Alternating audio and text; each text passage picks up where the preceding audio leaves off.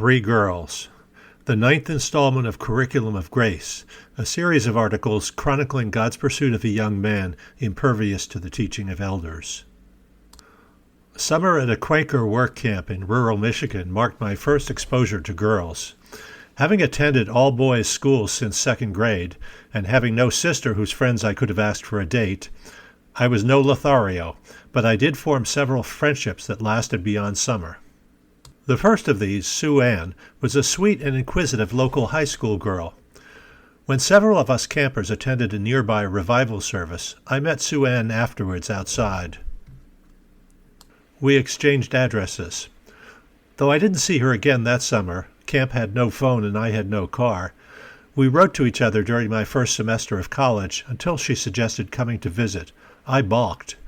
What would I do in Boston with a high school student from farm country? What would she make of my friends who had literary interests like mine? As a Harvard student, I took myself very seriously, and I couldn't see myself playing tour guide. Looking back, I can understand how the cultural gulf between us seemed unbridgeable to my 18-year-old self, but I am also ashamed of what I assumed about her, a small-town girl, uninterested in what interested me, unable to converse about anything I would find meaningful. It didn't occur to me then, as it probably would have 10 years later, that her reaction to my world might intrigue me much more than the predictable chatter of Harvard freshmen. I would eventually learn to be curious about people unlike myself, but the change would occur oh so slowly. My second female friend that summer was a camper like me, a demure girl from the Philadelphia suburbs, not exactly the sort of girl you'd expect to volunteer to build houses for migrants, which was what we'd signed up for. She, too, was headed for college in the fall, planning to be a teacher. I noticed she was quiet at meals, and I think she may have noticed me noticing. On a rare group excursion to a movie theater, without any preamble, she put her hand on mine during the film, and on the way back she contrived for us both to sit at the back of the van so we could nestle together behind the backs of our fellow campers. Later that summer, when girls began bringing breakfast out to particular friends in the bunkhouse where the boys slept, she brought me mine. I don't recall spending all that much time with Becky at camp, but our connection was strong enough that afterward I took a train down to Philadelphia to visit her and her family. There I discovered what I inferred must be the source of her reserve, an elder brother with autism, institutionalized but home for the weekend.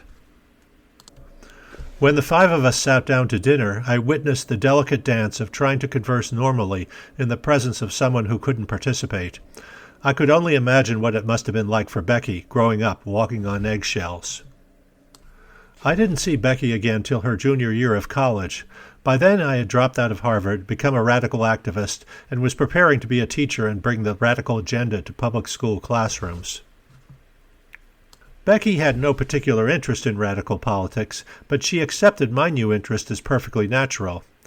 I couldn't bring a demure Philadelphia girl to the flop house where I lived then, so she stayed at my parents' house. Later that summer, I met and fell in love with a fellow activist whom I would eventually marry. Realizing I would have to end my relationship with Becky, I drove down to see her. It was a long, tense drive through blinding rain in the battered VW Beetle that went with my new activist role, but the encounter with Becky wasn't as stressful as I had feared. A few tears were shed, but overall she wasn't as crushed as I had expected, and even wished me well in my new life and relationship. No doubt I was not as much of a loss as I thought I was. She must have sensed that, at best, stability and a secure livelihood lay far in my future. The third girl I met at the work camp was Leah, daughter of a professor at an ultra-liberal college in northern New England. She was much more at home in the Spartan conditions we lived in that summer, and even seemed to thrive in our work regimen. Unlike Becky, she did not seek me out, but didn't seem to mind me pursuing her. We took long walks at night, when only the moon and the stars lit the flat landscape. When a rare car or truck passed, we would shrink back from the headlights so as not to startle the driver. At one of those moments, I drew her toward me and kissed her. She kissed back, awkward, breathless, fawn-like kisses which I put down to inexperience, not that I had much myself.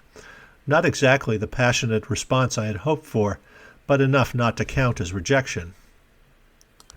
After camp ended, I invited her to visit me at the ramshackle Maine farmhouse my father was fixing up as a ski lodge.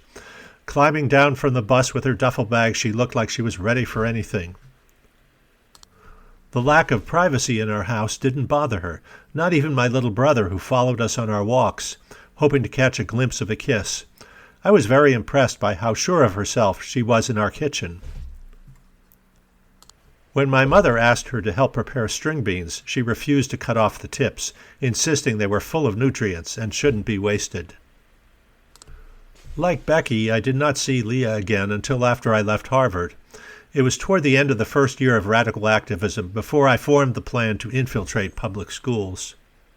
I was in transition between a nonviolent movement, a boycott to support Cesar Chavez Farm Workers Union, and Students for a Democratic Society, a more aggressive movement whose members sought the overthrow of the government. Switching allegiances like this was a big step. The boycott would end when the union signed a contract. For the Marxist revolutionary committed to unending class struggle, there was no other life to move on to. Hoping to share this with someone outside the movement, I wrote to Leah, and she invited me to drive up and see her. Leah, like Quakers and the leadership of the Farm Workers Union, was a pacifist, committed to nonviolent social change, so she was well informed about what I was rejecting. That made her a strong interlocutor.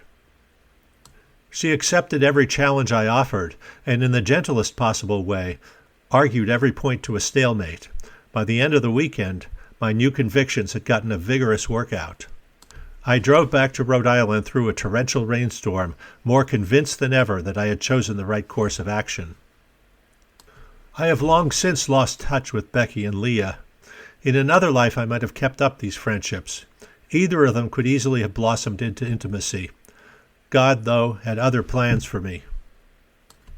In my early 20s, I was an angry, willful, antagonistic young man. That alone would have made intimacy an ordeal for Becky, Leah, or Sue Ann. Had any of them been willing to endure this ordeal, I would have compounded it by demanding that she, too, become a radical activist. I have long wondered why God sustained me through the quixotic and dangerous journey of my 20s. It was a time of great evil, in many ways similar to what Americans see around us today. Hell hath no fury like the wrath of privileged youth. I was lucky to have my 3 KPAC friends by my side as a buffer, at least at the outset. Collectively, they served as a reminder of the kindness, open-heartedness, and human need I was in danger of leaving behind me on the dark path of my 20s. To experience evil without it taking over your life, you must have intimate knowledge of good, a knowledge of sweetness and decency strong enough to tug at your heartstrings and make you long to find your way back to them. The 3 young women I met in KPAC that fateful summer did that for me. I wish I could have realized that then. It was something important for those 3 girls to know. I regret not having told them.